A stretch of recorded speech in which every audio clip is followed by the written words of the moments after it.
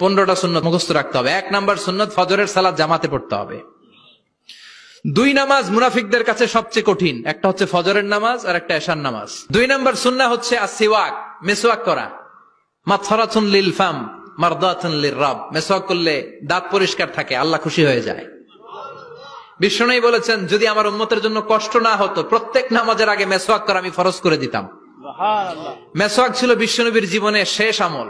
এই মেসওয়াক করে বিশ্বনবী শেষ নিঃশ্বাস ত্যাগ করেছেন।